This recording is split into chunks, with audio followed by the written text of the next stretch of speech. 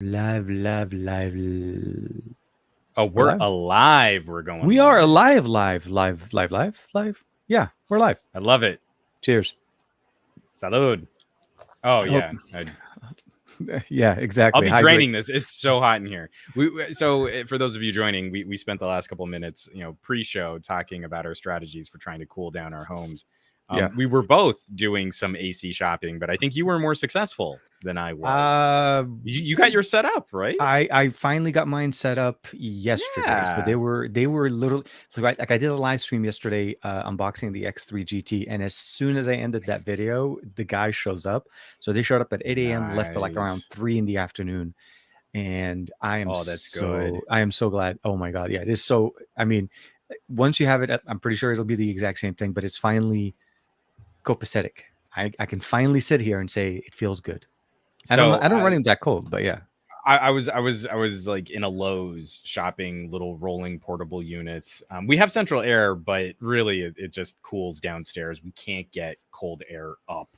We've got to like look at some other fan strategies, but we only have a little car, so getting the little roller AC unit home meant tipping it, and you're not really supposed to do that. So we've got to let it settle for a day before we try and plug it in and use it. I was hoping to have it here, but now instead I've got a fan kind of pointing at my junk right now just to try and keep some temperature regulation.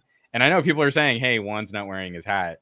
Even though I use those like tropical vented flat caps, Yeah. it's too hot. It You're gonna have to just deal with my receding hairline, my psoriasis scarring, and the light like reflecting off of my it's that skull kind of right now. show. It's that kind of It's show. gotta be that kind of show. It's so hot. Some hot guy. Jeff is just jumping right in. Oh, Yeah. sorry. Hey, Oh, Greg. and Good and morning. and so I'm already seeing like we got David Mhm. Burns, Yeah, Ranesh, yeah, Gary the Fireman, Greg, El exactly. Jefe reviews. So Senor. I'm gonna tease something that I will hopefully be able to talk about next week. That Jeff, I think you'll very much appreciate, and you might even be a little jealous of what I got to listen to this morning. Good. If you're on my Discord, there's a tease there where I got to go on a magical Willy Wonka field trip to one of my favorite headphone manufacturers. Ooh, And they're going to be showing off something pretty cool next nice. week. So I'm very excited to share more news later. Yeah, El Jefe is definitely. He got Eyeball, he's has eyeball, eyeball eyeball. emoji. Yeah. He's pretty much just super glued. I know some people were asking, they were wondering if we're going to be talking about nothing tonight. I don't know. Yeah. We could talk about Well, nothing. There's not much. yeah, There's nothing to it's talk it's about to it's a show show for it. about nothing. It And is. that's the It is. beauty of it. Nothing happens. So Not. then we do things and then nothing. I don't know. Did you catch the announcement? I mean, like the release and everything? Um, honestly, I kind of slightly. So I've been they've been keeping me somewhat in the loop of some of the announcements and stuff like that, but mostly like the ahead of the PR so on. So essentially, Gotcha. it's coming out. $99 pair of earbuds, Mm-hmm. 1,000 reviews and so on. All the major channels obviously have them already. Um, I'm, I mean, I didn't. What? Let's just say this: the verdict that I'm hearing wasn't surprising. It's Mm-hmm. $100 pair of earbuds. They weren't supposed to be. I don't know if everybody was expecting a flagship killer reborn kind of thing because of Carl Pay's Right. association. Um, but We they're managed to package $3,000 electrostatic earbuds into but $99 dollars. shells. Was not ever going to happen. No, it literally, at least from what I'm seeing. I mean, again, it could be very different. Once we try them on, once I get a chance to get my hands on one of them. The reality is, yeah, it's lukewarm experience, at least from everybody that at least that I've spoken about it, Right. which is what I was expecting for the price point. Anyways, great pair of earbuds. I could definitely attribute the gesture control that they're pointing out Sure. to be a little bit more unique than what That's you kind of see cool. at $100. Yeah. Yeah, no, definitely. Wireless charging case, the see-through But design. didn't you just come off of? Do you have Pixel Buds? The Pixel Buds A Yes, the series. Pixel Buds A series. Okay, Yes, so you but just came off the Pixel Buds A series. I'm finally wrapping up. Mhm. I've finally written out my script for the TCL S600, the Move Okay. Audio hmm S600, $99.99, hmm true wireless, I believe they're 10 millimeter drivers, which is pretty close to the nothings. Yeah, nothings are like 11 Active something. noise cancellation, Same. voice assistant integration, so you can hot word your assistant and go right into your thing there. A pass through mode, so you can hear the world around you. Typically, 3 microphones per bud, so 6 microphones in total. I did the show from them in the hotel room, and I thought it sounded okay. I mean, it doesn't sound amazing because it's Bluetooth. No, Absolutely, it sounded okay. We could understand. We did not have to lip read, so we're good. Yeah. So, and wireless charging in the case, $99.99. So that's where it kind of takes a one leg up over on top of the ANC, obviously, but just with the Pixel Buds A, because you get that wireless, you get the ANC, and the you get the ANC. activation. So those are a little bit, I feel like this is attainable. Absolutely. I to spoil the review for anyone who's watching this before I put my video out, I'd say they're a little bit nicer than the Earfun. Like, you can get those Earfun Pro ANC, and that's what, $50 territory, 50, 60, somewhere in there. A little bit more, yeah. The Earfun Free, the Earfun 2 Free Pro, which, so I never tried not the the Pro. Earfun Free 2, but the Earfun Free Pro, I believe, are in $50 or $60 territory. Anyway, sorry. There's this like killer crop of what I would consider sound tracking or communicator earbuds. These are not the earbuds you sit down. They're not XM4s. No, right? No, you don't sit down and feel like you're listening to a crafted audio experience to really consume a piece of media. These are brilliant options that don't break the bank for playing music really well while you're doing something else. They're great for phone calls. They're great communicator buds, and they're tech forward. So you've got the ANC and you've got the better assistant integration. I like what Nothing is doing, but I feel like they're joining a conversation of how do we undercut AirPods. I don't feel they're driving innovation. Do you know what I mean? Like, they're showing up to this party, and this party is well attended. It not only well attended, but it's like really crowded. Like, there's a line at the door, and you're like I said, it was the, I guess at the time, the for the lack of a better word, realistically, this method was used before. We've seen this system, right? This is not the first time Carl Pei does a. We've seen a few of these plays from this play. Absolutely, sure. And so I'll say this much. There's definitely some very well-known backers in this company, and a lot of people that are invested in this company. So we have an example would be, Casey Neistat is a big name that's already invested in there. So there's obviously some star power behind it, which definitely will help the brand. There is a lot to say about basically notoriety and people and awareness of what Nothing is. But I think at the end of the day, what we got is what we were kind of should be expecting at $100, and that's really what it is. Will it be a success over the others that are already established on the market, exactly as the TCLs of the world? Like here, Soundcore, man, Soundcore makes some amazing sound. Oh yeah, my Soundcores are over on the table. I always have them paired up to something in it. So right now they're paired up to my Duo. Yeah. They're right Beautiful. There. They're always there. So, so I mean, like in that tier, because exactly, you bringing up Soundcore, the other company I love to highlight, because I feel there's some again, like where you've got like two species of animal that kind of evolve in similar ways. What Nothing is doing, especially from Carl Pei's relationship, BBK Electronics, and his background.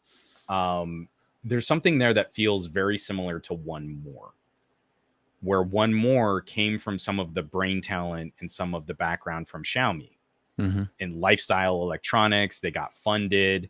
I feel like One More started more on the audio quality conversation, and then started getting a bit more hip and a bit savvier with all of the techie stuff. I feel like Nothing is looking tech forward in a way like TCL might, but they're way ahead of the game. They're savvier on their marketing strategy, on their branding strategy. There's something interesting there to talk about. And then maybe we'll see them move up the food chain, kind of like Apple did. AirPods, not that great. AirPods Pro, much better. I mean, again, they're expensive, but I feel like that if you're an Apple fan, that makes more sense. And then they'll probably come out with like a nothing Pro Max cans that they'll charge way too much for, that can barely cover the basics, but it'll be a fashion statement of some kind. The Nothing 2, the Nothing Ear 2. Yeah, I know. The Nothing Pro something Max. It just sounds, yeah. We're gonna have to. I hope they invent something. Imagine them naming their product. This is the Nothing Pro. What do you mean Nothing Pro? This is actually the Nothing Pro. No, like I said, there's that's the big part of it. It's the brand recognition. I think Carl's doing an absolute banging job there, and I think that's the big thing, building up the hype and not necessarily not delivering. Like OnePlus was like, there were so many hot takes on the name. Yeah, absolutely. What is this name? OnePlus? What does that even mean? And now it's nothing. What a gimmicky name to name your company. Like, and everybody's talking. Answer me this equation: what is OnePlus nothing? Because when OnePlus doesn't want you to answer that equation because they've got their own Buds Pro something, which was just announced with ANC. And they're a little bit more. They're $150, which I haven't had a chance to. I don't think anybody has had a chance to test them out yet. But the short answer is this market is very much.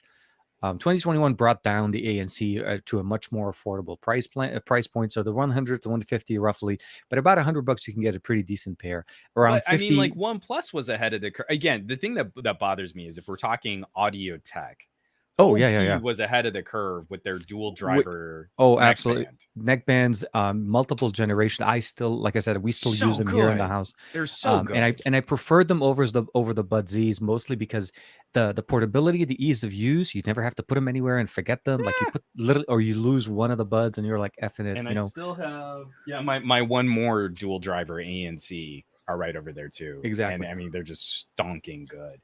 So OnePlus and of course I'm doing this show like on in-ear monitors. So I have a problem. And I don't expect anyone to replicate my issues. Dude, all the videos you pointed out this week were all audio tech. Like you woke up on Monday and say, you know what? I'm going to work on the ear experience. My wife totally called me out on this recently. Actually, not recently. My wife totally called me out on this today. We were driving to the Lowe's to go get this AC unit that I have to wait until it settles again. It's like you bought a cake and you can't eat it because it needs to. It's right downstairs and I want it so bad. But no, she was saying recently it seems like I've not been having fun talking about phones. Like I'm just not enjoying it. She's pointing this out to me, and my wife doesn't get into techie stuff. I mean, if you caught the podcast I recorded with her, she is a very practical tech consumer. She is not entertained by technology like I am.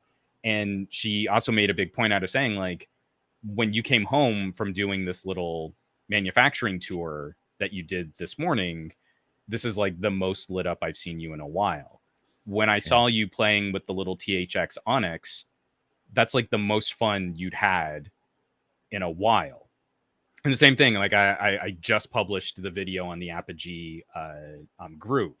It's not new. Yeah, the SBC. The Groove has been out for like 3 or 4 years, but there's something happening right now that my old some audio guy persona is like waking back up again. All of this like shouting into the ether, care about your audio, care about your ears, try and drive a nicer experience, really tailor fit your listening to your behavior. It's like that there's like that little some audio guy gremlin is awake again in a way that he hasn't been for a while. That's I promise I'm not going to turn my channel into the old some audio guy channel. But like this is something I feel like I gotta explore. I'm not going to go full on headphone reviews. But I was about to just say I have so many headphones sitting on my desk right now that I could literally change this channel right time. It's like I even got these buds, which I didn't even know they're coming. Some Honor Buds Lite with ANC, like great. yeah, I'm like, thank you. But no, but seriously, I have but across the board, I mean, like like I have 6 pairs sitting. well, first of all, one of the things that I feel like we've walked away from, and I know I'm one of the reasons why I'm having less fun with phones. I got into mobile tech, Hmm. and I feel like one of my personal greatest strengths was breaking down some of the nerdiest and most complicated aspects of this to Hmm. try and get people up to speed. And this is back in the day of like PDAs. So we're talking Palm Pilots versus Windows Mobile versus BlackBerry and Symbian and all that. Oh And I man. kind of feel like that market is kind of well decided now.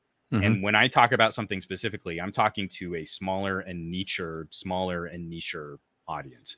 What I did on my road trip, I wish more people cared about, because I was delivering high tier 4K video, producing it out in the field. I had amazing accessories to kind of back it up. I really feel it wasn't just like a kind of a gimmicky challenge. Is like, Hmm. you could legit work this way. You could Absolutely. legit get work done this way.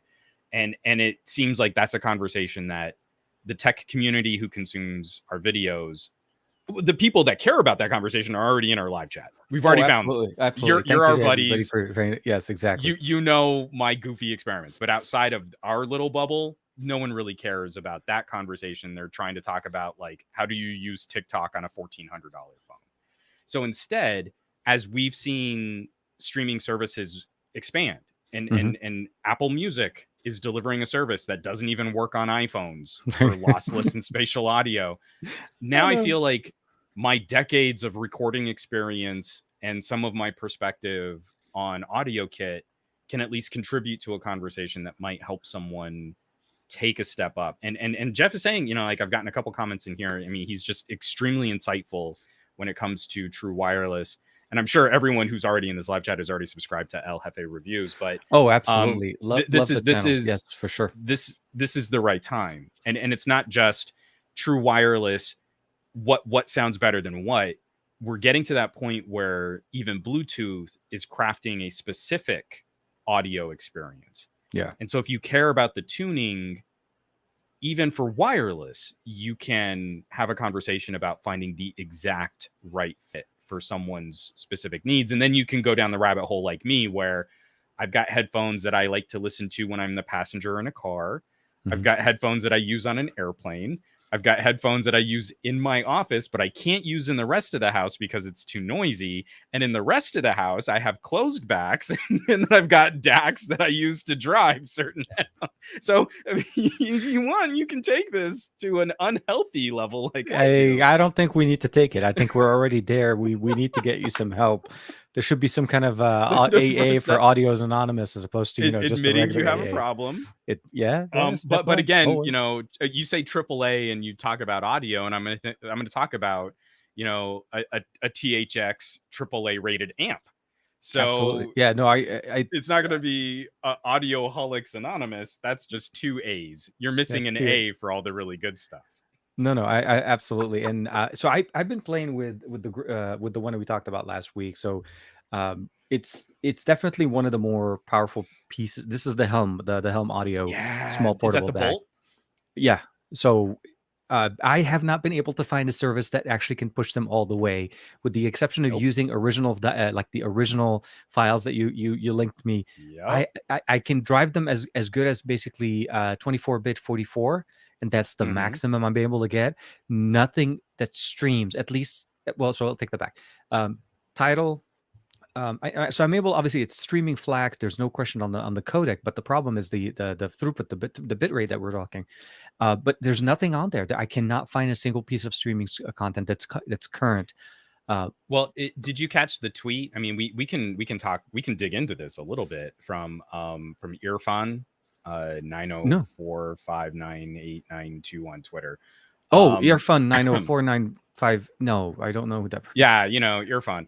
That's good. He right after Best of Our Week, he reached out to me, and apart from Oh. Tidal, which services do provide high-res audio on Android phones? In India, we don't have Tidal, and all other streaming services, although good, are just not good enough. I wish there were Amazon for me has been. I wish there were more Amazon. paid services where you could download and store it on your phone. And especially, I mean, if you're talking about an Indian market where you might not have regional data connectivity. And I'm sure, again, this is a topic where I'd love to start bringing in more, I'd love to start bringing in more manufacturers. Like when we have these conversations, as much as I love like hanging out with you and with Jeff, what I'd love to do is get you and Jeff, and then maybe the guys at Periodic Audio, or the guys at Apogee, and join a conversation, because all of the stuff is kind of leapfrogging itself. Apple Music lossless sounds very impressive, but in actuality, a lot of the content that you're going to find on there is just getting us back to CD quality. It's increasingly difficult to untangle the big marketing claims from the hardware and what hardware you really need. So if you're only doing 2448, slightly better than CD quality. I was going to say, if 2448 is slightly better, yeah. But I couldn't find anything that goes into the 90s. Okay, I take that back. Like I said, the Mozart stuff, if you go to old classical, like masters things, those, absolutely. But if you're trying to listen to anything relatively new, anything in the current genre that you love to listen to, so much pop is built streaming service first. Absolutely, it's designed. You can even get 320 kilobit MP3. Sometimes that's the highest quality. Drives me crazy. So I seriously, ever since I've received this, I've been using this with every single thing. I use it on my PC. I use it on my phones. The one thing I love about this is that it works with every single device that I have, be it Samsung, be it whatever, it works. So there's no proprietary, you can't run it here or whatever. It's real good. I really like Helm stuff. And Helm's amps are phenomenal. It does get a little bit warm, but not too hot. That was one thing that was a little bit of a surprise. Right. Because you're holding it, like you're moving the wires when you're sitting around and stuff. Oh, no, I had to bring up the same thing. If you're not prepared for it, like if you're used to like an iPhone dongle. Oh yeah, if you really pinch and hold, you can feel that it is warming up. Electricity is being pulled from the battery of your phone and is going through a tiny little chip, and it's processing this audio. But when you step up to these nicer sticks, the Onyx gets warm. It is a stick that is in your pocket, and you can feel it. Yeah. What part of your pocket just jumped 10 degrees? Exactly. What is making those headphones that you're wearing sound so good? But yeah, for this, seriously, with the exception of having to basically use something a little bit bigger, this definitely delivers on so many levels. I've been wanting to push it to the best that it can perform, because it's like, think of it as like a shift gear. I've been basically stuck in gear 2. 1 and 2 work great. I can't get it into 3 with what I normally listen to. But it definitely, so I'm very. So many of my favorite artists, even when they do offer like FLAC downloads, it's usually just CD quality. It's mostly 44. 24, 44 or 24, 48 at 48. Best. 48. Yeah. So for me, it's been, like I said, I've been enjoying them. I'm also testing out an extra pair of headphones that I can't talk too much about. Actually, I can't talk at all about. But to answer the question, I feel there's also a philosophy. Right now, I'm in between paying for premium music services.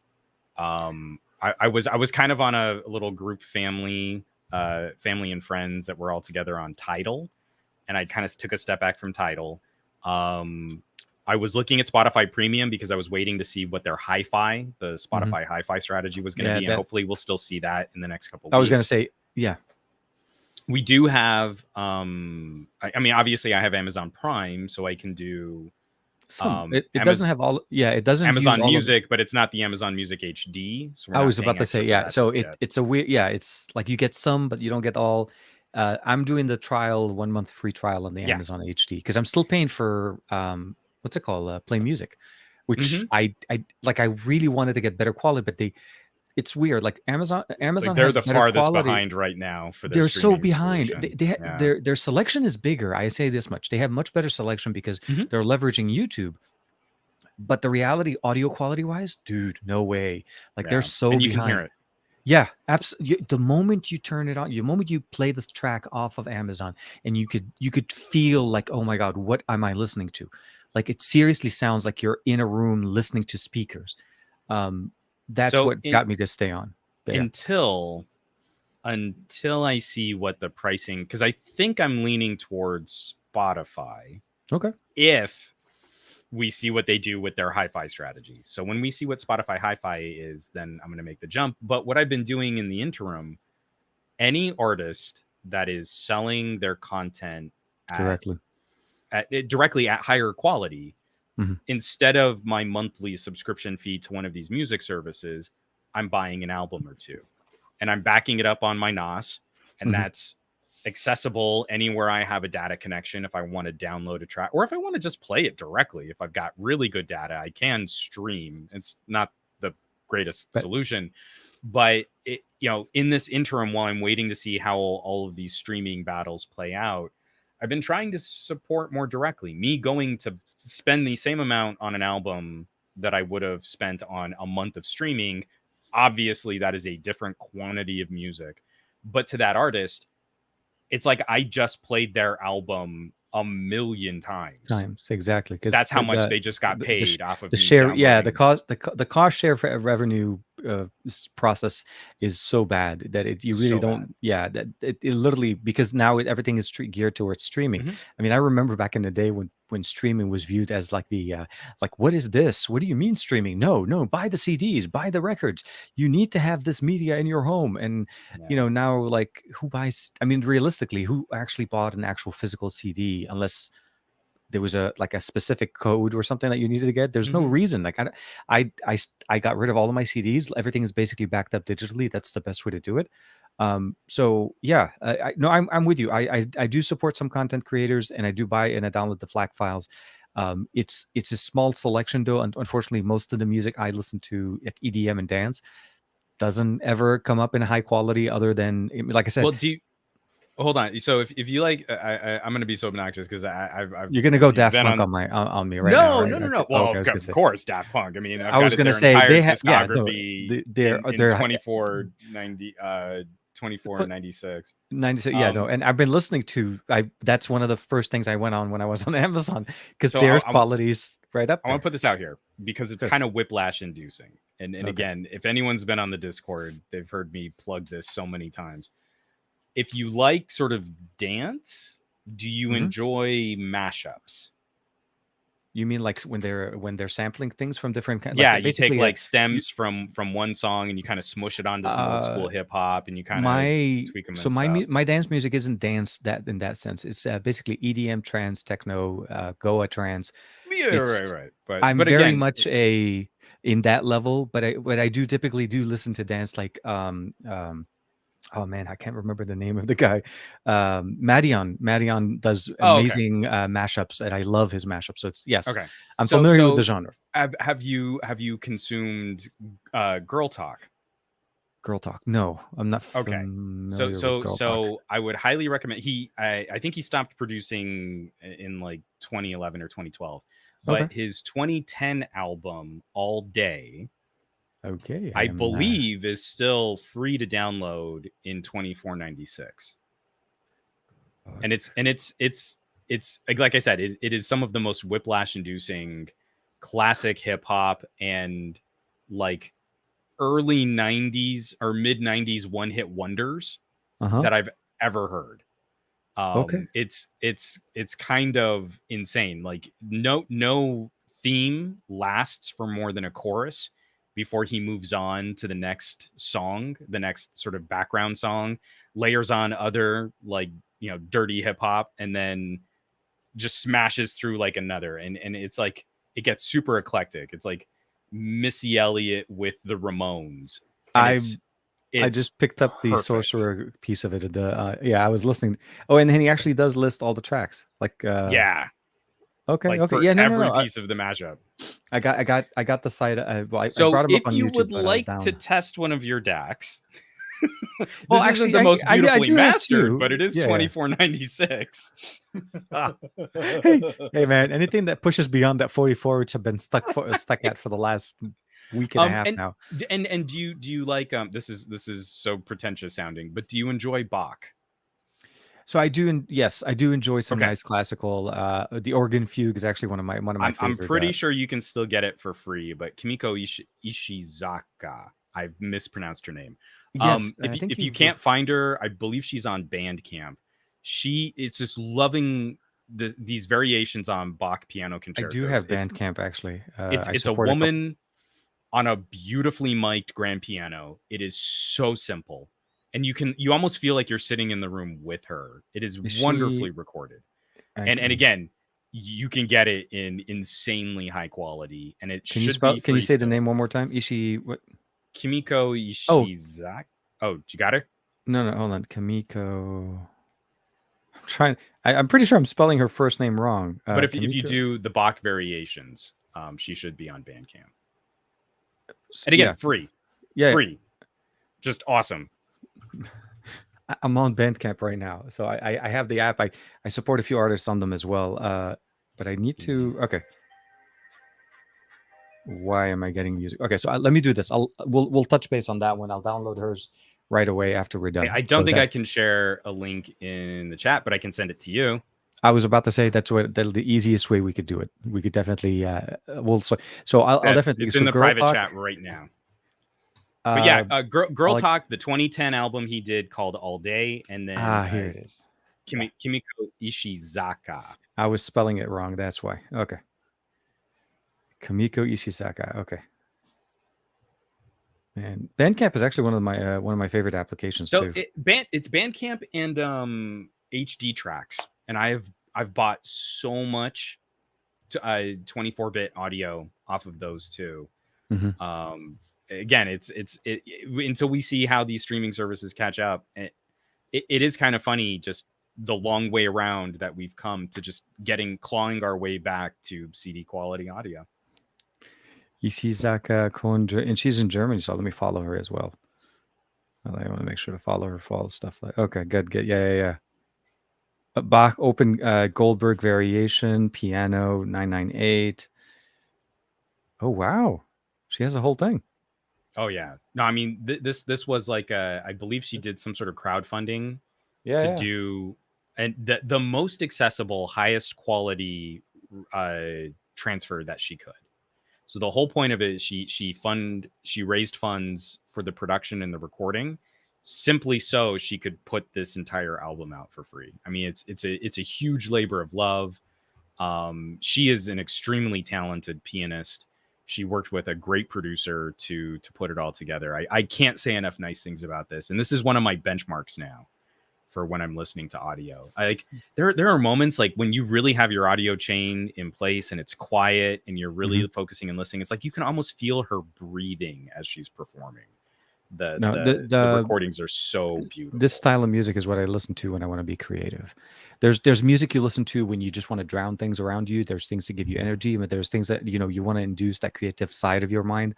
And I feel like this type of music usually just puts you in that right focused level that you could just sit down, think, and try to be more creative and try to figure out some ideas and how to basically make things work or move things in a different direction. So yeah, no, I found her, so I made sure, and I folled her as well. So I'll definitely make sure to download that stuff. I'm on her mailing list. She sends me emails from time to time. She's pretty cool. I like it. Juan geeking out. See, this is the audio week. This is literally the week that we really talk about audio. I've been nerding out so hard. Absolutely. But also from JGJ, I don't know how to pronounce it. What do you say Qobuz or Quobuz? I just started looking through their catalog too, and it looks phenomenal. Hot Dads Band Camps. Oh, it's another sort of high Qobuz. quality. Qobuz. Probably Qobuz or something. Yeah, Qobuz. I literally do not know how to say the name of that company. It's okay. Yeah. Oh man. Yeah. No. And Hot Dads full discography for $7. Black file. Qobuz. Yes. Oh man. No, I know this. This is the thing. For me, it's all about elevating your existing experience and how do you improve your audio by just literally adding one small piece of hardware to the existing lineup that you're already there. So that was my initial. I think that's the angle that I'm trying to go in with this with the DAC, and it's because it's so small. It just reminds me so much also of the one that we got with the Razor 2. Remember that the DAC that we had? That was also a decent one, although this one is much better. Good. That was pretty good. I mean, for an included DAC, that was a USB-C. That they wanted to meet the one that still breaks my heart is the Pixel DAC. The first generation the original Pixel DAC was so I don't. much I know better. I have one, but I don't know. I don't know which one it is. I can't even figure out. I got to dig So up all my DACs or my so I've little got dongles. 3 now between all of like the different Pixel phones and buying a replacement and then finding one of my old ones. So I got blue Sharpie and And like Mark, dimpled dots on it. So like that's the one that does the good sound. absolutely. All So that tech just joined us as well. Hey man, hope you're doing hey, what's well. up, buddy? He's selling actually his Gal no, his Tab S7, I think, if I'm not mistaken. So These tech reviewers, all they do is it's buy product to trash them and then return and sell the products. And it's just always a bias. And always, I'm always. over the haters. Yeah, no, but no, it's not, it's very nice to see you, man. Hope you're doing well. Ronald seems in there. TK, sorry, I'm I was trying to being be nice. snarky. I know. TK delivered the actual very the warmer welcome. I was just being a This snit. is I forget what's his name. Remember that one when Keenan Peele skit with Obama? You had the translator. I'll be the podcast's anger Yeah, translator. yeah, yeah. Is that No, what no, we're I'll doing? be the Okay. anger translator. Oh no, wait, Oh, yes, yeah, I'm the one who has to translate it down to the regular folks. You could just speak your. I forget the name of the guy, the I character. can't Obviously, I remember know it's now. Skinny Peel, but I miss that show so much. oh my God, they're so good. I mean, obviously they've moved on, and now we have the director. Obviously, everything going on with that. Oh hey, Andrew's in there as well. I hope you're doing well. Mm-hmm. Um, so a little bit of a segue. Let's just shift the conversation a little bit more towards as well as some of the other things going on this week. As you probably already know, there was an announcement, and I think El Jefe has a pretty good point that I typically get for some reason a lot of the Chinese brands earbuds, like Honor, and I think I actually even have the Amazfits, the new Amazfits Pro I asked buds. about those. Yeah, So, like I said, I have enough buds to literally quit smartphones for a week and a half, maybe 2 weeks of just consistent bud every review. day. I can do enough that much damage, and I may end up having to because I'm a little bit backlogged. Like the P3s, I've had them for some time, and I was hoping to make a video right away on the launch, and then it hit up with something else. Mm-hmm. But the overall, I'll have to say this: most of the buds that we get right now, around $100, are very they're tailored experiences, and each one will carry certain features that the other may not. Mm-hmm. But I feel like it sounds like I think so far the TCLs are more of a good, well-rounded that I haven't been able to see others. I don't have the S600s in my review package. I think I didn't get that. A few people did No, with I the. did. They didn't come in the press kit. Oh, okay. They Well, they got a limited number, and again, because I used to no, be no, some audio guy, they sent some out. But absolutely, they sent them to the right people. That's what I'm trying to say. but what I was trying to say is I need to get them in your hands because I think you'll dig them. I and I think we need we need to also kind of hang out again. We haven't seen each other since the last time I was at the Gadget For Lab. sure. Well, I really feel like not next week, but maybe one of these weeks coming up, we should look at like taking the show out for like an evening outdoor. Yeah, I like it. Could be kind of fun. So. Sit down, and hopefully the weather will be better than what we have today. We're running through another heat wave again in Southern California. If you guys haven't had, yeah, we were running at 105 for a good part of the day today. So it was crazy. I was just indoors all day.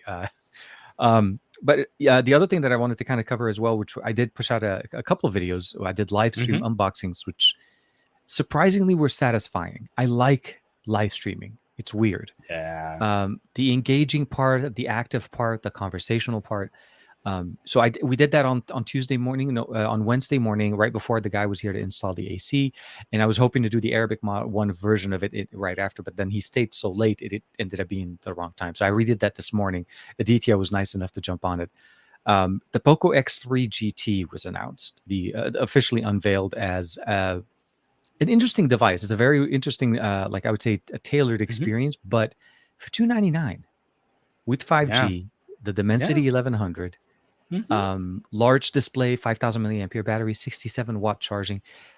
I got excited mostly because of how inexpensive it is and what it's offering. It's like that combo that typically makes it so good. Like you feel like they're losing money just putting that phone out. I feel like, but it is something that we get to enjoy at least. So, yeah, I feel like the POCO conversation has remained pretty consistent at absolutely. Oh man, being very wallet friendly. Well, not only that, I love their unboxings because they tend to include extra stuff. So they drop shipped me.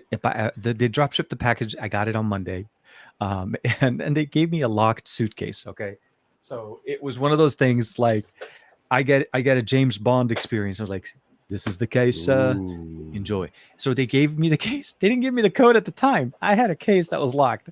So I was like, who sent that's this? What it is? hilarious. So I mean, I kind of was expecting the phone. So just to be honest, but I Right. didn't know if it was this them or this was somebody else.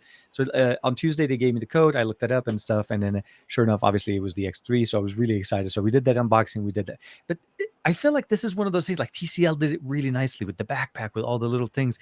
Hmm. Um, and I'm used to things like this, even with LG. LG always did a very nice press kit. Nothing against other companies that typically obviously send us the phones. I definitely very Yeah. appreciative of it.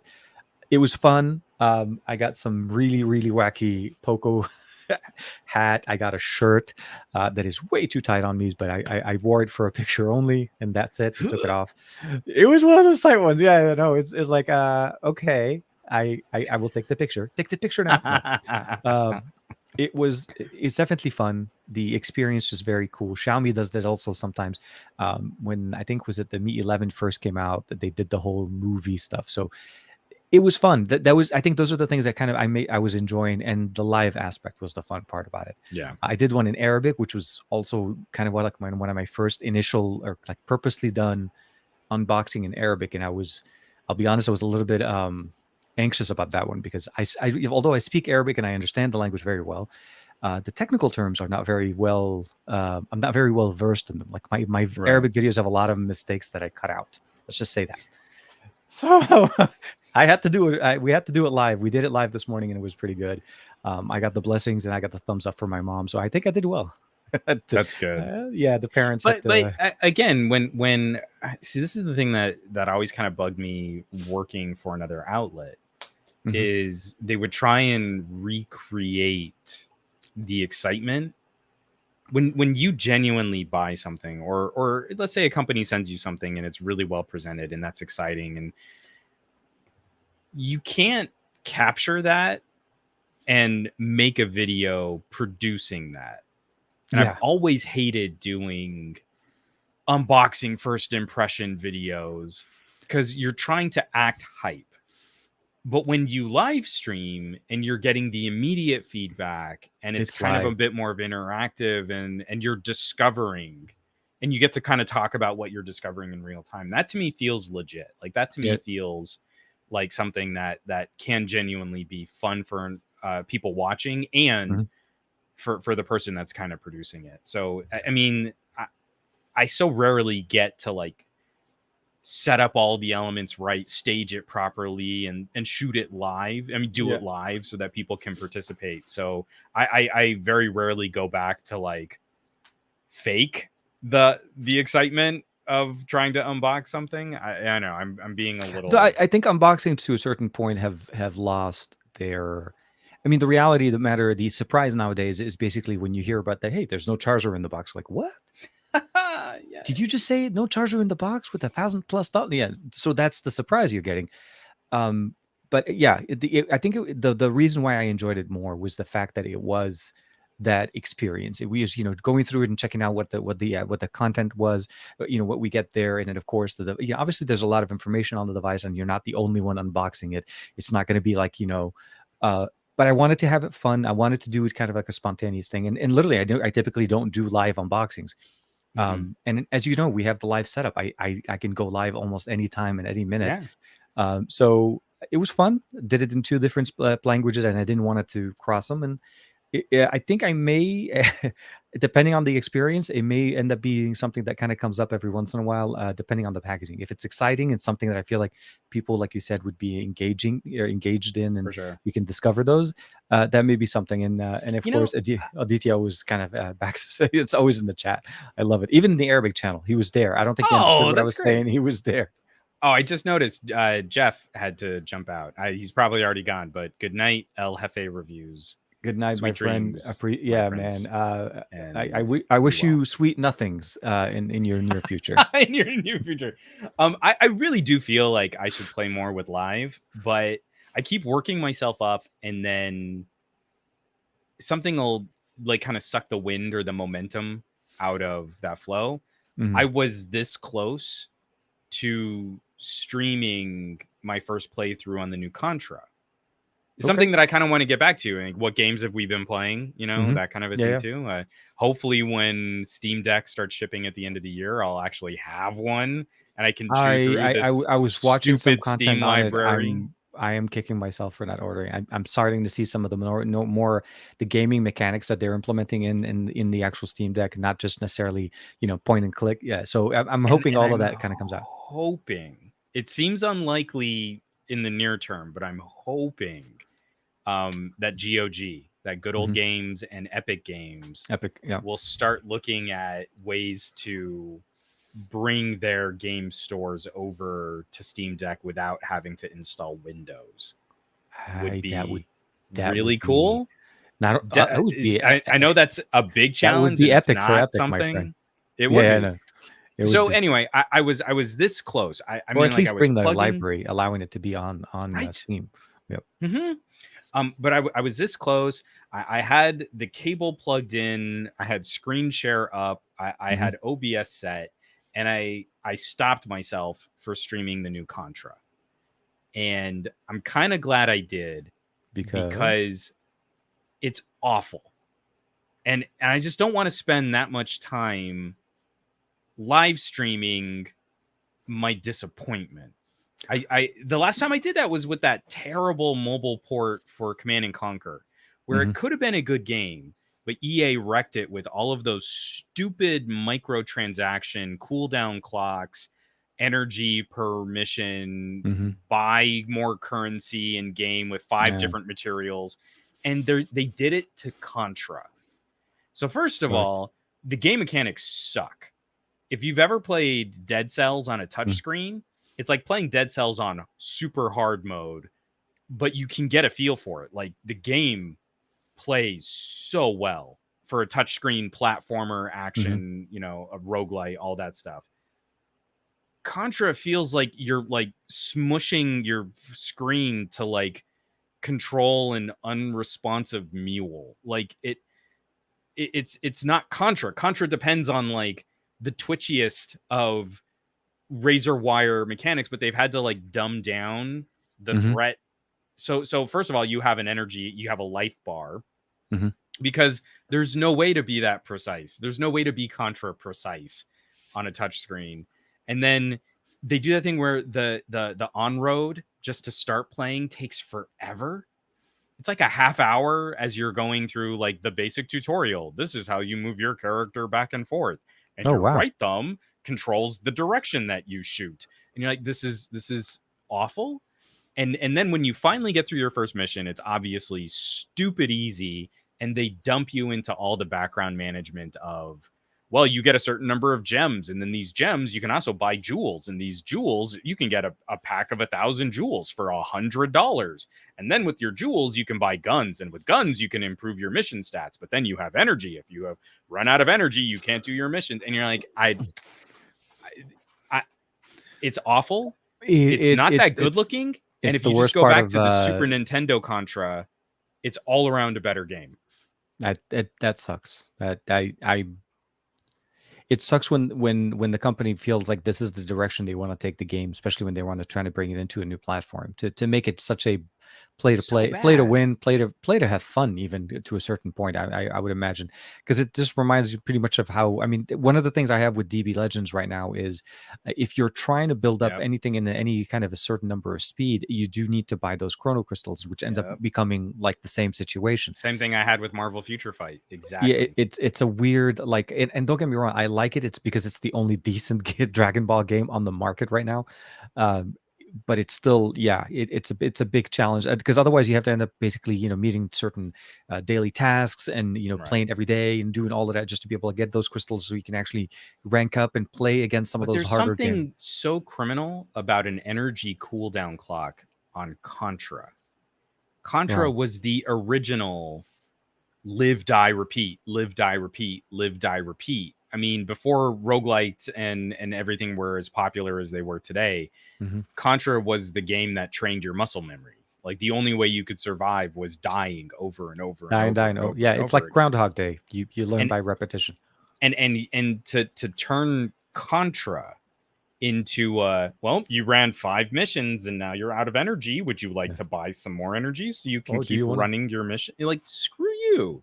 This is exactly, I mean, again, I cannot advocate for someone downloading from, you know, disreputable sources, you know, pieces of software that can be run through programs that replicate the old console experiences, but I get why someone would turn to that if they wanted a good Contra experience, because the new Contra game ain't it Yeah. at all. That's I'm sorry. Well, you know, I mean, so at the end of the day, obviously, this may not have been the title to jump into, but you know, hopefully, the next one would be. I think it's a good experience to try to go through it. You know, kind of like how Trish used to do it with some of her game streams, and I feel like that's a little bit more. I feel like that's also very engaging with the audience too. So that So I think she's very much an engaged for sure. creator, especially on her shows on Fridays. But with the games, that's essentially what it is. You know, you want to take the people, the follow, you know, the people that are on the channel and so on, take them with you on that experience. So sometimes it'd be good, sometimes it's not. But Very true. And so really what I got to do is I really need to make it more regular, Mhm. because with the except, well, I think I've got about a 50% hit rate right now, where Okay. I start it, because I've only streamed a handful of games, like maybe a half dozen games, and I genuinely loved playing through Thumper. I genuinely loved playing Alien Blackout. It's, you Mhm. know, Five Nights at Freddy's, but it's really Five Nights at Ripley's. You know, Mhm. like I genuinely enjoyed that, but I put them so few and far between that I have just as many misses. And again, I don't know what it was, but as soon as I started getting into the menus on Contra, I started getting those flashes of Command and Conquer. And if Oh, you catch that video, it's 45 minutes of me trying to get into this game. I think I played 3 rounds. And again, when you're a noob, those rounds are super short. And all the rest of it is resource management and microtransactions. And by the end of it, I was almost crying. Like, this is one of my all-time favorite game franchises, and you've done this so poorly. I was so upset. Like, I had to stop the stream. Like, I can't do another mission. This is making me too upset. And it I don't is. know what it was. It was like I was starting to get that vibe before I pushed go on Contra, and you're like, you know what? Yeah. I Yeah. can't I can't cry on stream for Contra. You know, I can't do that. I'm not gonna do that. And so Keep I keep played keep around, that for the and again, OnlyFans, man. Keep that for the yeah, OnlyFans for the After Dark show. Come on, that the is a cry. very specific fetish for people out there. A tech YouTuber playing video games and Tech crying while playing. YouTuber cries over his favorite game You know, franchises. don't mock it, man. I'm sure there's a subreddit for that. I could be making so much bank on that. I just have to ruin my own mental health.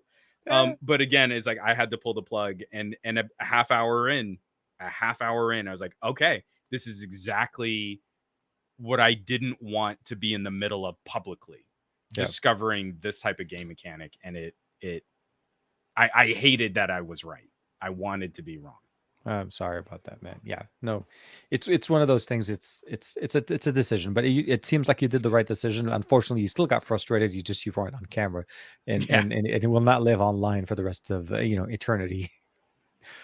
Speaking of eternity, actually, not that I want to segue too far back, but did you Is that our catch the podcast is new? starting to feel like it's taking eternity? Is that? No, no, no. I was going to say about Eternia, that the Eternity into Eternia. Oh yeah. Did you catch the Excuse new me. He-Man, the I'm Masters of the I'm Universe I'm 3 show? episodes in, and I Okay, so don't want to get too into specifics, okay, but I like the show. I I feel they did a horrible job of advertising it. it's not well advertised, but it's also well, we can't talk too much specific. It's definitely a very good reboot. Let's just say that. I'll start by saying, if you I were anywhere a fan of the original series, For sure. this feels so organically the same.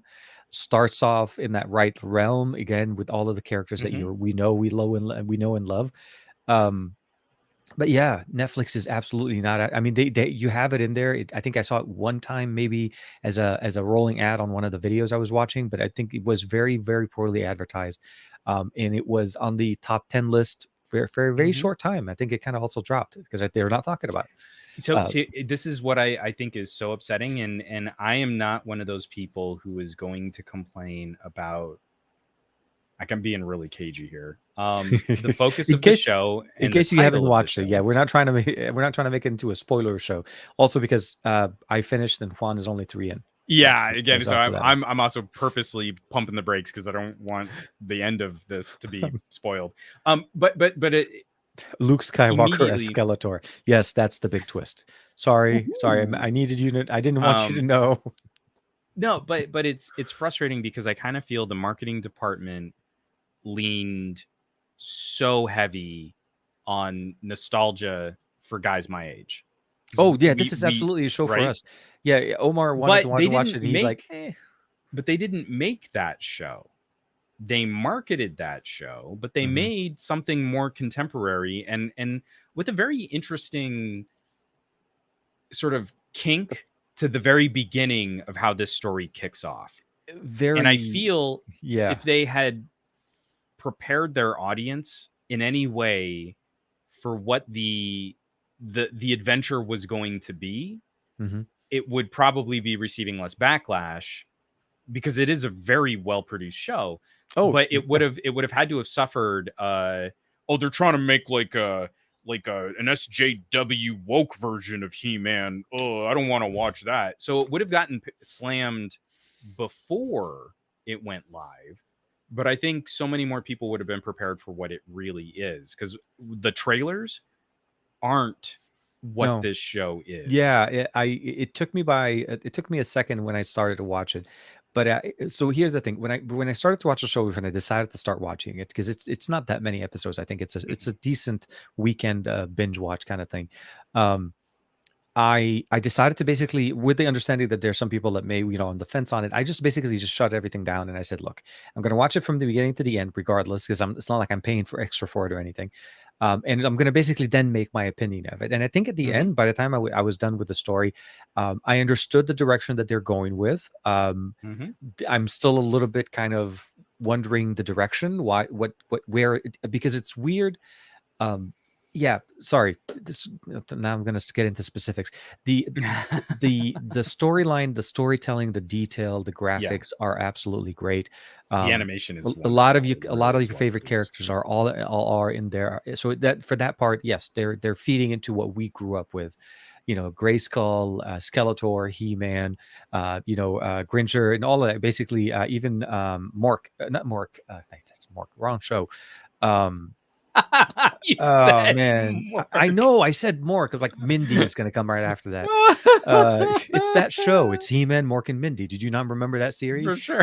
He walks in there. No, I forgot the name of the little guy. Man. Anyways, short answer: it was a fun. It is still a fun show to watch. My son didn't get it. He didn't. I tried having him watch some of the original He-Man stories, the cartoons, and it was just not gory enough, because people didn't really get hurt in the original show. It's kind of like watching the parachute always make it out of a GI Joe explosion. Yeah, it's like watching. Yeah, everybody makes it. Wait a minute, they blew up a submarine. Why does it have a parachute? I don't get it. They're that safe in the GI Joe. No, it is. They're very watching the. I believe the name you were looking for is Orko. Orko, yes. Sorry, Orko, the little magician guy. Yes, he is. We get to see him as well. We get to see some of the other storylines going on. And so there is this modernist twist where the original He-Man, especially if you've ever seen, there's a great episode of The Toys That Made Us. Oh my God, I love that show so much. Great. And the episode on He-Man is awesome. Masters of the Universe, and how we can all admit that this is absolutely an example of 80s toy commercialization and marketing to kids. That's if you loved He-Man like I did when I was a kid, that's where this comes from. We don't need that kind of spelled out for us. We get it. We know what we're watching is a giant toy commercial. And so again, it's interesting that this new series, if it's a mini series or if they're going to do more seasons, I don't know. I really hope they do. Especially off the back of She-Ra, because I didn't watch a lot of She-Ra, but so Omar finished She-Ra. Yeah, the new She-Ra. So weird enough, Omar liked She-Ra more. than when Than the we were He-Man? watching this. Yeah, then especially than this one, because it doesn't focus. Like I said, it's building up on storytelling. It's building the structure of this. But It's again, the name of the show is She-Ra. yeah. So No, I no, feel you get more what is promised to you. exactly. So they delivered what Shira So- and what Shira that, and she goes out and she kicks ass and she's awesome and all of that good stuff. That's what you got. This one, I walked into it. Um, man, it's just like we're gonna be coy all around. Like I said, I walked into Yeah. it expecting one thing. The storyline starts kind of with it, but then it takes a hard turn left and just drives straight. Um, And so I feel like She-Ra did a better job mhm, of celebrating.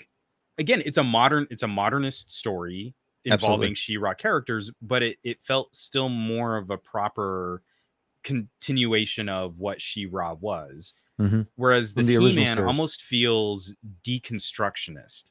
And if you didn't like the Rian Johnson Star Wars movie, Mhm, where I loved it for it being a deconstruction of Star Wars tropes, mhm. but not for being good Star Wars canon, this He-Man is starting to feel.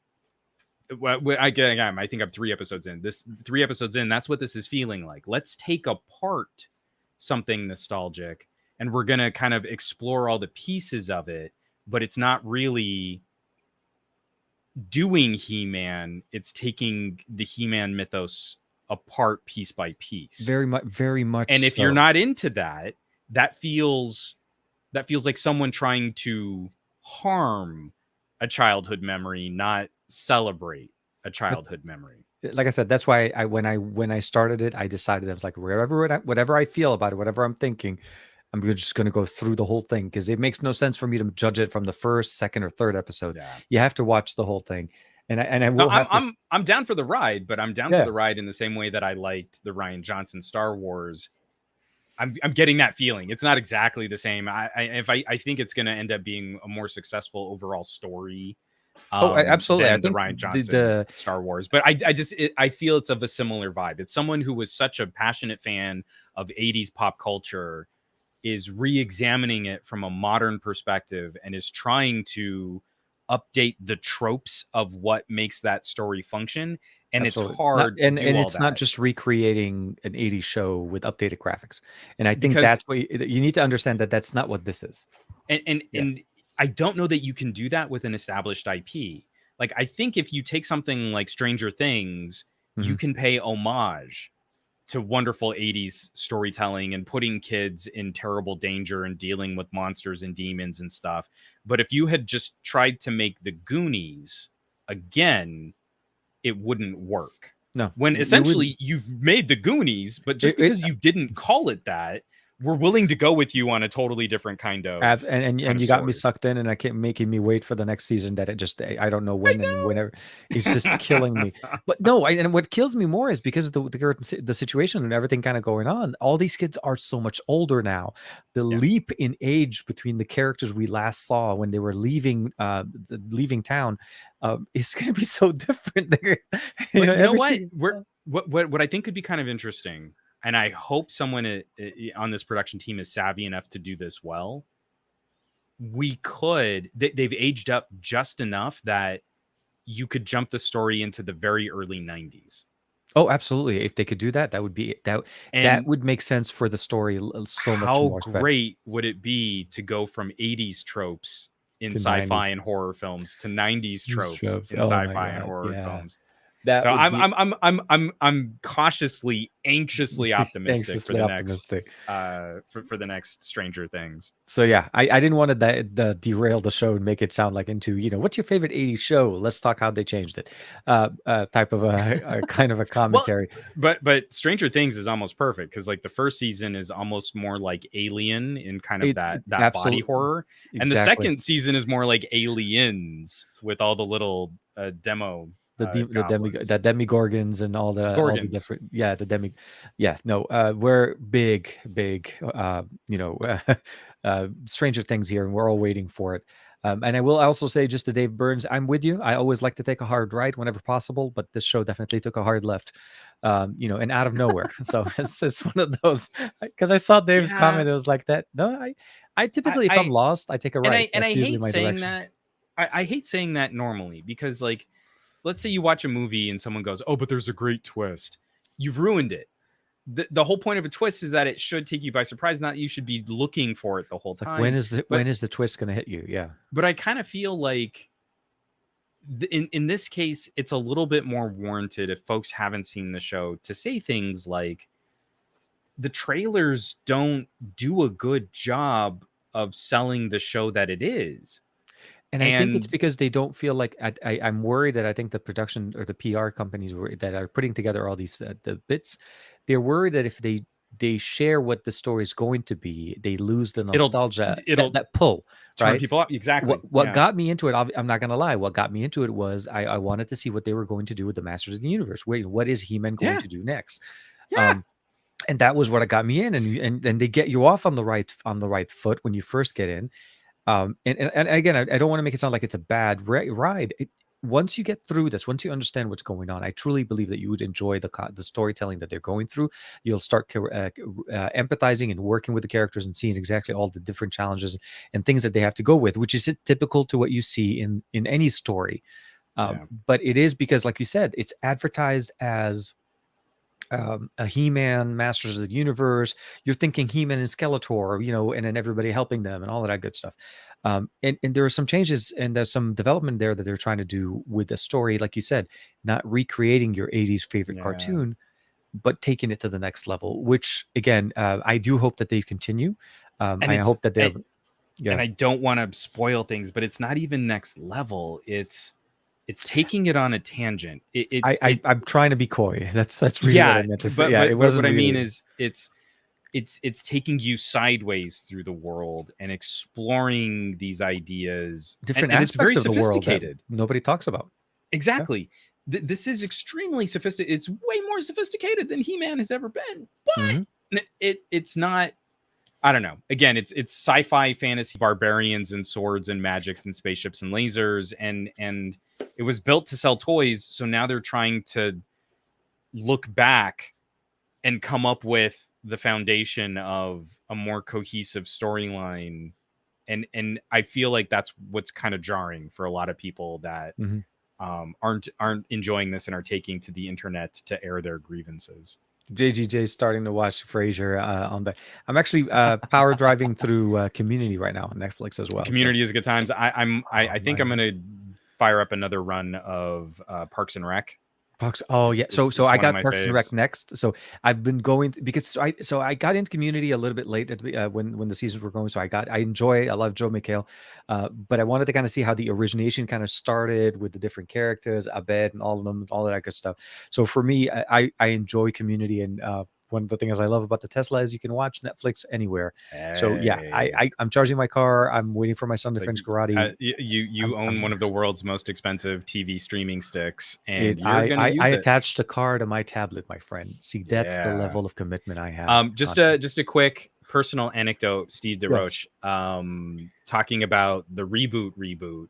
At my old talent agency, we used to rep Michael Benyar, who was the original voice of Bob in the first reboot, and that was one of the few voice actors when I first started working there that I got real like Twitter pated. They're like, oh my god, you were in one of my favorite shows.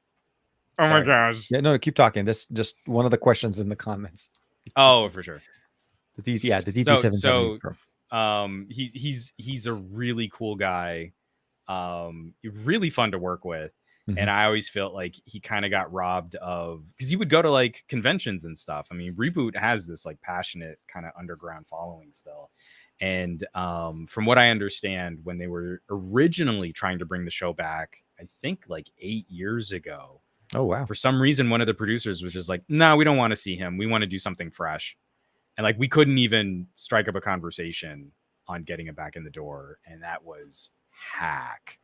So I mean, it's this roller coaster ride for Reboot, which would be the perfect time to bring it back. Like telecommunications era, digital, computers and smartphones and tablets and all this stuff, like reboot could be awesome again. But believe it or not, we showed, so we finally started to hit up some of those rated R, not massive bad rated R, but like, you know, the Matrix kind of rated R content with Omar, and surprisingly enough, Matrix held up pretty well for him. Matrix Like holds up great. Like he went through the whole trilogy, and he was like, "Oh my god, I can't wait for the next. When's the next movie coming out?" You know, he wants to watch the Animatrix and all of that stuff. And he connected, like, you know, when we saw the original Nokia, and he's like walking around with the phone. I said, I told him, I said, just understand that back then that phone was the hottest thing on the planet. But then also, even not having to explain that, the thing I love about especially the first Matrix is how there's a word that I'm trying to find. It's not anachronistic, but it's something like that, where they've got technology that's kind of in the wrong time. The world feels wrong. At one point, you've got suicide door, like classic 1970s sedans, and then you've also got like flip phones, and then you also have, like, you know, neural implants getting shoved into people's heads. So the world feels incorrect. Yeah. And I don't think it was by design for how can we make this movie timeless, but it makes the movie timeless because the world is wrong. You know, the world is wrong. You know, that's not supposed to be what the real world is. And so it actually, I feel like it makes the movie so much more accessible. So that you don't have kids like my daughter is going to wonder, like, why don't they just all have smartphones? Like, why can't they just Google it? You know, like the world preps you immediately that this isn't right. Yeah, and it's almost in a kind of horror movie kind of way. It's so well done. Is Google the Matrix? Yeah, I didn't get that question at all. No. So he watched it. There was a few parts I had to explain to him, but then in its entirety, the I know kung fu bit was show me. Show me, and then he does, and then, you know, the bending, and then the bullet time and all of that. I explained to him. I said, this was ahead of our time when we saw it. It was also one of the first movies that my wife and I first saw together. I think it was the second Matrix that I took her, was the first movie we went to the theater together. It was, so we have, like, there's a lot of good things on it. So I think I was very happy that he got to enjoy it. And we went through all three movies.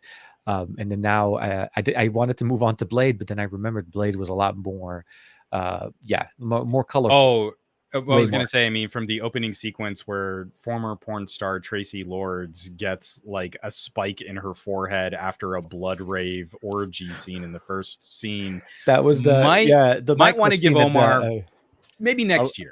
Yeah, we'll wait a little bit. We'll wait a little bit more on Blade. You know, Marie and I just it's so funny that you say that. Marie and I recently rewatched Blade, and like it's 90s schlock action, still pretty good. I don't think Blade get enough credit for kicking off the comic book movie fad. It's definitely very, and it's also so just for reference, the soundtrack for me was really good. The track that they played, the one in the club, that was, I was on that song for so long. It's like trance techno. It just feeds. That's the level of, like, if I want to get like high energy, that's the music I play. Heck yeah. Oh man. So so with that being said, like, yeah, there's a lot of other shows we're trying to go through. We watched the first Alien. And then we're going to jump over to Aliens. We tried to watch Predator, the original Predator. But that he watched that and he was like a little bit too, it wasn't as exciting as he thought he was going to be. He was more excited about Alien because it was more techie. The first Predator was with Schwarzenegger, was, I think, is in the jungle, right? Like they were all like around going on kind of, and it was a lot of like there's this one guy that just keeps cussing for the no apparent reason, like saying bad words for no reason. But he didn't get it, as it wasn't as exciting for him because the Predator was always hidden. You didn't see him, and then when you start seeing him, there was that whole, they cut him or whatever. Alien felt more. You know what? That's actually really fair. You bring that up, and I'm starting to get defensive, and like I'm gonna pick a fight with your son or something like that. No, Predator actually is kind of a great time capsule movie. Like I was saying, like Rian Johnson style movies, right? Yeah. I don't think necessarily intentionally, but what Predator did was end the 80s action cinema craze, where Arnold Schwarzenegger could take a rocket launcher and single-handedly destroy the entire army of a South American military, right? Rambo. Yes, So I know. Commando. Do you Yeah, remember yeah, no, I know. Commando? Yeah, yeah, Like yeah. it's No, no. literally him, one Walking machine around. gun and a rocket launcher that we now use on Huawei cases because of the What I meant to square say is cutout. Rambo and Command. Those are the two shows that pretty much just you had the two main action hit. It was Yeah. literally, it was like a craze. That's all they did. It's And like Rambo one is like after another. one dude and a bow and arrow with grenades on them could take out the Russian military and save the. I forgot. I think it was so for me. I actually enjoyed more the parody movies of those, the Hot Shots You're right, movies. hot shots. You're right. So when you say Rambo stuff, I remember Hot Shots Part 2 when he walked in there with the chicken. He's the bow and arrow. So anyway, Yeah, yeah. Predator starts out as one of those movies, and then all of those immortal, undefeatable, uninjurable action stars get taken out over the course of this movie. The movie is literally taking those 80s tropes apart. Yeah. And graphically like skinning them alive till we get to this final showdown where it is like someone who has to outwit, not just, you know, get shot a whole bunch of times and shrug off these flesh wounds. Like he actually has to use his brain a little bit more than your normal 80s action star. I mean, the end of Commando is just two hulking dudes literally like slapping each other in the chest. That's what passed for fight choreography back then. So I could totally understand where someone like your son's age, if you don't have access to that 80s media and those 80s action films, like he if you doesn't didn't understand grow the up background. into that, you don't understand why The Predator was such a shock to moviegoers. It maybe doesn't work today, but it should exist as a time capsule movie that helps explain exactly how we got into more futuristic action sci-fi. Absolutely. But I also think it's because he started by watching Predator versus Alien first. So he actually saw a little bit more action where the Predator was a main character. We start the story following the Predator. So to me, it was, and it's did just you see, the order did you see this announcement that there's going to be like a Predator prequel? Really? So yeah, I've only read the headline. I didn't bother reading the story. This doesn't sound like a movie for me, but they're talking about making another Predator movie following the beginnings of the Predator that came to Earth in the first Predator film. At least is the way that I understand it. It's going to continue that character. Okay. It's not going to continue it. It's going to be the lead up to a prequel to it. So how he like some of the backups. Okay. Yeah, because what I always felt Predator lacked was an in-depth expository explanation of where the alien comes from and what his motivations are. Yeah, why is he? Yeah. That's what makes an action horror film so exciting, is sitting the audience down to just vomit exposition on you about the history of the monster. Yeah, and that's what makes it gooder. Sorry, there was this where guns never run out of bullets, and you rank up ahead of the man. When you got a minigun firing off into the jungle with unlimited ammo. Oh so man, I wish I had that one on Call of Duty. Let's just say that much. I'd love the unlimited ammo magazines. You never run out. It's no, like I said. So for me, I think was it Gabriela is mentioning, why don't we just go with Batman Begins and Predator. So we've done all the Batmans. We've watched. Predator worked, and Predator was so exciting because it was kind of a shock. It's a very different style. And I think it takes a hard turn at some point, and if you don't understand why it was a hard turn, it's not successful. You making bigger, meaner predators doesn't raise the stakes because there's nothing shocking. There's nothing surprising. The Predator kind of depended on a mid-film twist that a lot of audience members weren't completely prepared for, and it wasn't ruined for them and spelled out for them in the trailers and stuff. In the trailers, I was going to say, and the trailers also back then were not very. So the thing is, I think we need to maybe jump a couple Predators later to maybe catch him up a little bit to me more. The style that he's used, because remember, he grew up in that post transition. So like as you said, he doesn't understand the prequel to it. Mhm. So for me, it's like selecting, like I think somebody was mentioning, what about Bond movies and so on? We've seen a few Bonds, and they don't typically, they're good, but they're not movies that, he'll sit in front of the screen. Alien, Yeah. he was sitting in front of the screen the whole time.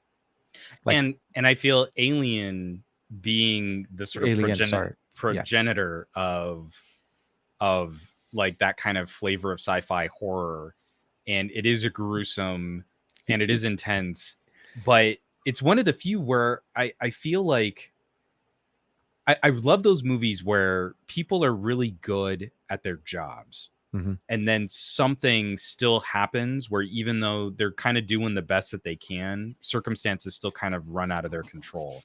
And mhm. Alien is one of those films where the differing motivations of all of the crew members, how they're working with each other in some scenes and working against each other in other scenes, it doesn't feel like any moment of that film ever hits that cliche of someone goes down into the dark basement with a candle completely unprepared to fight the monster. Oh no, who could have foreseen that they would have gotten eaten? Like no one has that dumb moment just to satisfy the plot.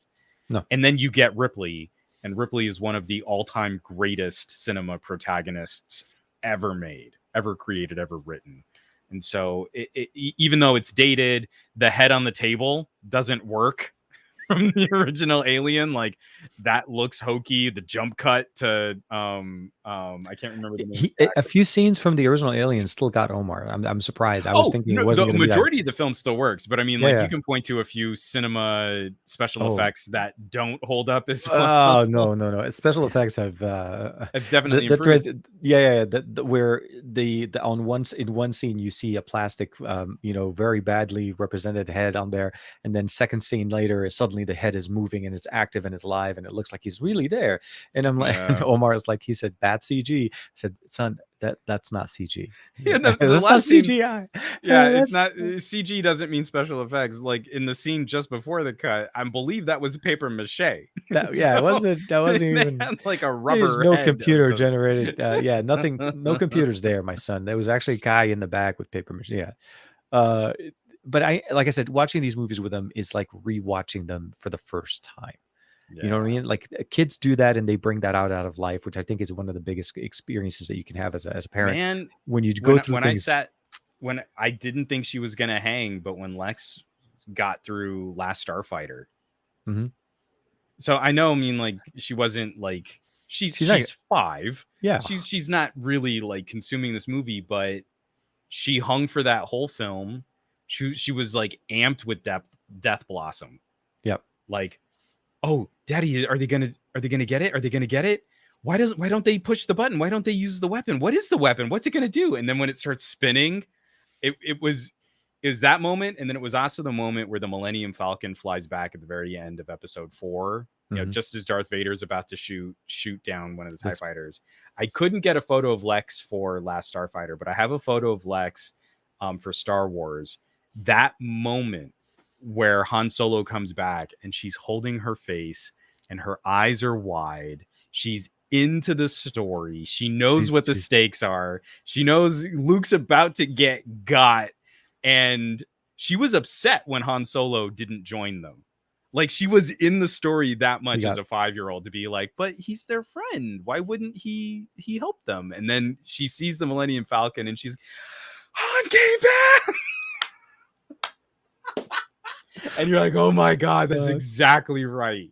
That is You exactly. you But totally got it. and you get and you have that moment right there, a flashback as to Right when with you it. watch the movie. Yeah, Yeah. exactly.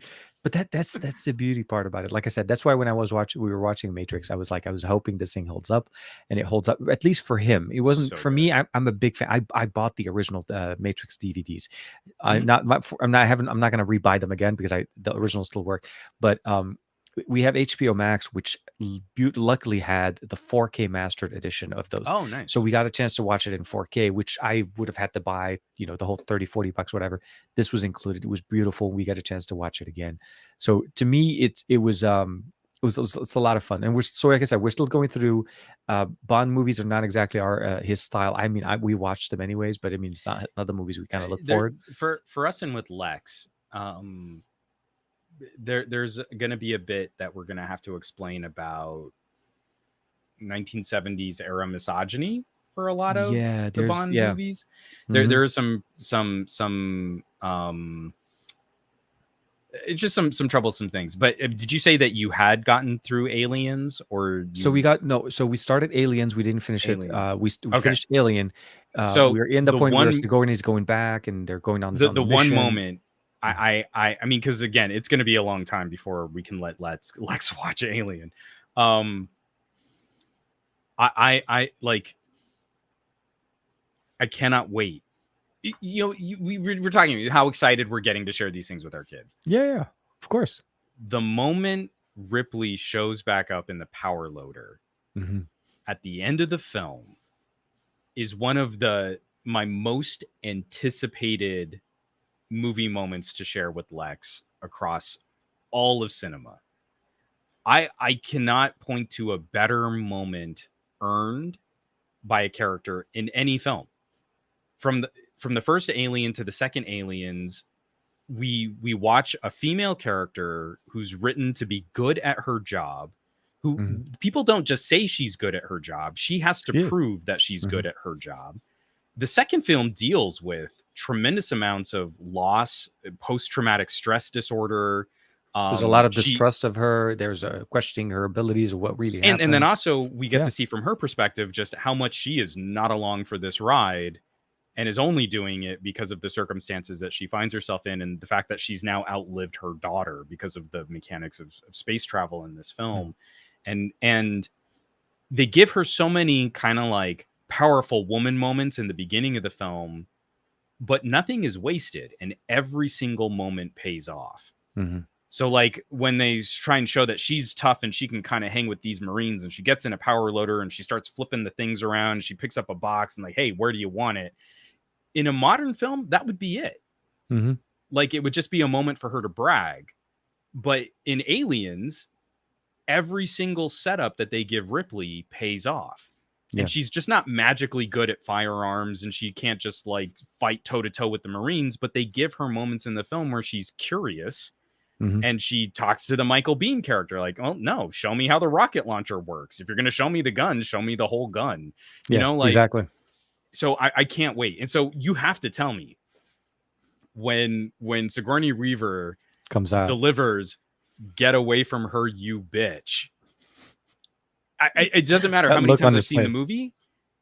Like I get goosebumps every single time that It's scene, that such a moment badass happens, moment. It's a because badass moment. Yeah, it all you comes to that point, and you the movie want her to be builds there. to You it. want her to come back. You want to, yeah, exactly. Oh, And then they deliver. No, no, so absolutely. you got to tell me. You got to tell me, like how does he react? What does he do? Because that to me is easily not just like top 5 greatest. Like that is one of my all time favorite moments of cinema, Mhm. and I can't wait to share something like that with Lex. When I saw how flipped out she got about Death Blossom, how flipped out she got about the Millennium Falcon coming back in episode 4, when she gets into a story, like she is in it, and I can't wait to give her that Ripley moment with Aliens. It's going to be I probably like another 8 years before we can show it to her. So I need to live vicariously through your son. we will, we will. No, no, definitely. This is going to be one of our movies this weekend. We, it because they're a little bit longer that we typically want to set some time for it. So yeah, either tomorrow or, actually, what is it tomorrow? Tomorrow evening or Saturday. Yeah, for sure. Yeah. It's a lot. It's one of those movies you definitely enjoy. Like I said, I was very happy that the first one did so well, so that when Oh, we hell started, yeah. we wanted to start the second one. It was getting late, and that was the problem. We finished the first one at around like Oh, 9:30, 10 o'clock, and we Gary wanted the to start the Fireman. So the first Terminator might have some adult themes in terms Yeah, of, it did. We shut it down quickly. We but tried. We Terminator started. 2, 2 was better, because he has was Omar already. seen that one yet? No, no, we started Okay. watching. So we were wanted to start originally, so we started watching the original with Arnold, and then we kind of shut it down a little bit. So we're jumping back on Alien for now, and then we'll come back. We've seen some of the later Terminators, the more recent ones. Yeah. So those, yeah, those are there's not as it just the storyline doesn't really typically, it's just more about shooting and fighting and stuff, which he's seen a lot of. It's more about But I the feel Terminator 2 you is kind jump of the over. Yeah, So no, because it's the fathering the child scene it's where the in the well, first yeah, Terminator that might it's the be. opposite. Well, there's that they have to build obviously John Connor, the whole thing, with the whole there's I think where we stopped was right around where the Terminator went to Sarah Connor's roommate, and when she was with the boyfriend Yeah, that's at right. And that point, there's a bunch yeah. of 80s doing it in It that. was Yeah. exactly. So we just ended up basically, yeah, nope, not this one. So maybe you're Because right. there's also, Maybe again, there's the motel oh, sequence yeah, later yeah. on in There's the more. film. I know. Yeah. It's weird. Like that's not the part I remember when I watched. You know what I mean? Like when we remember these movies, that's not what stands out to me. To me, No, that's the like more. the scene that, I mean, like burned into my memory is the whole cop, the Terminator going through the police station. Yep. That gave me nightmares because, again, Yep. it's such a great 80s version of like unstoppable monster. I just thought the robot was cool. The thing that scared me was Arnold Schwarzenegger just like mowing down cops. It was. I feel Omar is probably old enough and more sophisticated. I think I saw the first Terminator when I was 7. It's weird. Like when we watched some of Don't those. do that. I'll say this I'll say this, and I want to kind of just about parents and children. I was in the lobby this morning when Call of Duty playing, and I jumped into a game of Plunder. I was in it was a quad, and there was a team of a mom and daughter playing together Oh, right at the on. same time, and I felt like that was such the right thing to do. Like the Yeah. mom was playing and the girl, and they were playing, and even though there was some things where the kid was telling, because my mic wasn't on, I wasn't talking, I was just mostly listening and just playing the game. But like even with certain things, like when the kid kind of goes through, they see the different parts. The mom was like, just shrugs it off. It's like, don't worry about it, honey. I'm on my way. I'm on my way. It's weird, like a mom and daughter conversation having in the middle of Call of Duty. That's right. Because it just doesn't. But as a parent, it is our job to always trying to help push and explore things. So for me, I may skip number one on Terminator. Well, I can definitely appreciate because I in the video game conversation, video games, we've got all this like clutching of pearls. Will this make children desensitized? Will it make them more violent? And there's genuinely no data to suggest, but I think one of the things that I'm really hyper conscious about, why I was a little concerned about Last Starfighter, is because there are a couple gruesome moments in Last Starfighter, but I forgot how poor the makeup and special effects were. So Lex didn't think they were that scary when I was a kid. And it's that time. You saw like the weird alien mimic morph, and it has like a Jello face, like that. That freaked me out when I was a kid. But then again, I was also freaked out by Large Marge in Pee-wee's Big Adventure. So, again, my daughter's already more sophisticated than I was at her age. But the thing I'm concerned about is sort of dumping a whole bunch of very explicit and mature media, even though she seems more mature than I was at that age, I think also takes away from the moments in those movies. Like if you've just become so accustomed to gore and to violence, to me, it's not necessarily like desensitized as in I'm going to raise a sociopath who's not going to care about real life human suffering. What I'm concerned about is, am I robbing her of the impact of these cinema moments if movie violence is just no big deal? And so for me, like, again, in that, when I watched Terminator 2 Young, it scared me that this monster machine thing could just kill all the people that are supposed to protect your community. My much younger sensibility about police officers are the people that help us, and this thing could just like mow them down. I saw that too young, but it had an impact. And that's to me, that's like the core set piece of that film is showing how unstoppable this machine is. And then later it's Spawn. Gabriella is mentioning about where Spawn. Yeah, Spawn is one of those that I don't know if it ages very well. It's one of those. It really doesn't. John Leguizamo's awesome. Yes, what he is is. it? Michael. Who's Spawn? Was it Michael Jai White? I want to. I don't remember the name of the gentleman. I know. Hold on, now I got to look that Jaws, up. So everybody. So we're getting massive recommendations. So we already covered Jaws. We've watched all of the Jaws. That part was not as Omar enjoyed those a lot more. He's a much more fan of Michael Jai White. Michael Jai White. Yeah, exactly. So, So I don't think Spawn would be one of those movies that ever actually. Although the storyline was nice, I even back then when I watched it, I felt like it was a little bit. It was so cornball. Yeah, it I don't know You if know we. what I want to try and find, and I doubt there's. Yeah, I'm gonna have to look it up. The HBO animated series. Oh, yes. So the There animated was series the and original Spawn animated was series definitely that was much better pretty on the good. animated series. As Yeah, just as a movie though, as a movie adaptation to it, I felt like even when I watched it then, I felt like okay, yeah, you could have spent a little bit more money and done it better. I mean, we understand you spent all the money on Spawn's cape, but you could have put some more money on somewhere else. Like you know or what I how mean? about what the demons like Oh, that yeah, devil's yeah, jaw yeah. can't move? It was. It has one of the yeah. It's like so. It's one of those movies. Like I said, I considered it. I considered it. Oh man, no, not Kazam. We're not doing Kazam. I'm not. No. Uh, Who said Kazam? Who do I need to put DTI. in a timeout? DTI just said Kazam. Okay, No, DTI, no. I'm thinking real hard I about a timeout for you. I I Kazam. I don't even think Shaquille O'Neal admits to Kazam existing in the first place. It's one of those bad things. No, I I don't know. you know, I wonder because I have a penchant for like classic horror films. I love zombies. Mhm. I adore Neither. psychological and Yeah. tension thriller style horror. And I'm really curious. Like my daughter right now is a 5-year-old, likes spooky things. She likes werewolves and vampires and Frankensteins and things like that. And so I'm really curious, like as We she grows up, I mean, I have 35 years of movie watching ahead of. experience over her. And I don't expect her to catch up. You know what I mean? Like, so we're going to have at some point, there's going to be a shift. Mhm. And I'm just really anxious. I'm really excited to see like what movies, what TV shows, what does she start recommending or bringing to the table. Mhm.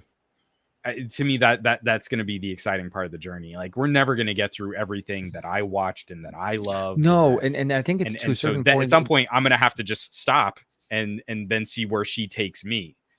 because So at some point she's also going to start looking into her own taste in content and movies and what's coming up and and it's going to be a weird thing. But also there's the peer factor as she has more friends in school and so on. yeah, There's also going to be that generational change as well.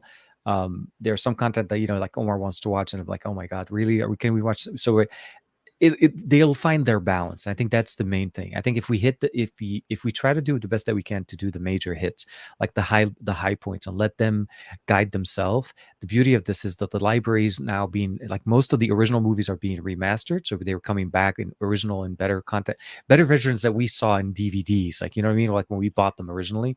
So seriously dude, like how funny is it? Like I'm going back to buying Blu-rays again dude, because it I can't count on a movie living on a subscription service. And no. now some of those great, like Psycho just got another like 4K re-release, and you're Oh, like, I think I need to own Psycho. I think I just need to buy it. you I'm got just it. gonna get it. Lock it in. Is that your final answer? Psycho. Yes. No, no, I know. Psycho, I'm with you. I'm correct. I'm with you. Those are the things I really want him to kind of build up and truly appreciate. But we'll have to navigate that. He's very much more curious as almost a 12-year-old now, and he's understanding. He's wanting to push the limit. Like every time he wants to watch more and more and more, and it seriously ends up being like where we get to like 9, 10 o'clock, and we're finishing movies. That's some of them are long. That's the thing about it. Like some of those movies are quite long, but um yeah, we'll have to kind of bring it back. We'll have to see how it goes. I know we're boring everybody. I don't think we are. Oh, American Psycho.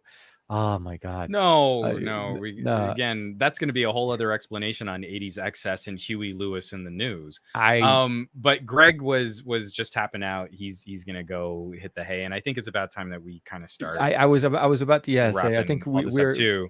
we're But hitting that but sweet before spot. before we walk away from movie chat, you need to text me as soon as Omar gets through the end of Aliens. Like Yeah. I'm gonna as try to soon see as if I the can credits catch it. I'm gonna roll. try to catch the video. I'm gonna try to record it on camera because No, I'd no. love to So be able so to see here's that. here's the deal. Like if you want to own that, like I got that photo of Lex looking at the Millennium Falcon, and I'm so glad I have it. But if you just need to watch your son watch that moment, don't worry about trying to chronicle it. But as soon as those credits are rolling, I need you to text me what he thought of the end of that movie. I need to know You got it. how it hit him. How exactly? No problem. That's one of our things this weekend. We're gonna start over again because we tried to start down the Sun Aliens, and then we ended up stopping right after. So we got to the point where she gets on the she jumps on. She said, "Where do you want it?" That's the end. That's the part we stopped the movie. So we're gonna just watch it from the beginning again to build up, because it was he was on a roll, right? We finished, and it's the a first long one. movie too. Yes, Yeah. they're one of those, like, I feel like those movies needed to have intermissions. It's one of those bathroom Oh, breaks for when sure. optional. So we'll do that this weekend. So we definitely will have to try that out. So for sure, I will say thank you, of course, to everybody. I'm trying to kind of, we're closing up with everybody. This week's been an interesting week. Not a lot of tech. I mean, obviously there's the Huawei thing. There's some leaks going on with Samsung with the Z Fold 3. And then, of course, with the POCO, which I'm getting a chance to spend a few more time. I'm going to take my time just to do my content on it, because it's such a good gem. I feel like, for $300, and it was priced at 300, which is weird. Like in the press release that I got from POCO, it was priced at $299. It wasn't priced in euros or in other currencies. So, which tells me that there is a good chance that this will come to the US. And surprisingly, again, looks nice, and it seems like a solid one. And then I'm obviously going to focus a little bit more next week on the helm, and just trying to get that out. And then we'll get you some better test files so you can light up those different colored lights. I just want to be able to hit the highest quality resolution on it. It's just, you know what I mean? Like, yeah, like you have a Maserati, or you have a Lambo, and you're driving it through a school zone. Yeah, and you're like, but I got the extra package. I got the boost well, mode and you all see, of that. TK, most average drivers only commute to the office and back in stop and go traffic, so there's no point in using that Maserati more than like 15 miles an hour in bumper to bumper traffic. No, exactly. So I am you going don't to want to review what it's really capable of. You just want to review what average drivers do. And I don't know. And I think that's the point is I want this video to be where it helps you improve and moves you into the next level of audio experience on mobile. That's the biggest thing. Or even PC too, because it works with everything. Offline, if we need to, we can also chat, because like I've got a couple albums on my NOS that are also like $24.96. If you need to kind of flesh that out a bit more, just to kind of push. Sure, no, definitely. With that being said, I want to say thank you very much to everybody. Thank you, Juan, of course, for hanging out with us in this somewhat of a cold and hot temperature kind of thing going on this week. We're going to do in a cold and hot. Hopefully by next Thursday we'll be both chilling and good temperatures. And I want to say again, thanks to Aditya, to Gary, to Gabriela, as well as Greg, El Jefe, JGJ, everybody hanging out with us. Andrew, I think, was in there as well. If I'm not mistaken, I saw him before, and I think a whole bunch of other people there. But thank you very much. We got a chance to go down a massive rabbit hole of games, movies, and as you know, this show could have gone for 3 hours, and we would have been still going on. But hopefully next week we'll have a little bit more stuff as well, and you will have some updates a little bit on how Aliens went up this weekend. And I'll let Juan know as well. But take care, be safe. Thank you again, Aditya, for hanging out and checking out all the other content that I have. We'll see you guys next Thursday for the best of our week. There's the Saturday show, Saturday morning with tech with me, Juan Carlos, on Monday as well with the SGGQA. But be safe and take care of yourself. We'll see you guys in the next. Well, we'll see you guys in the next show for sure. Yeah. Bam.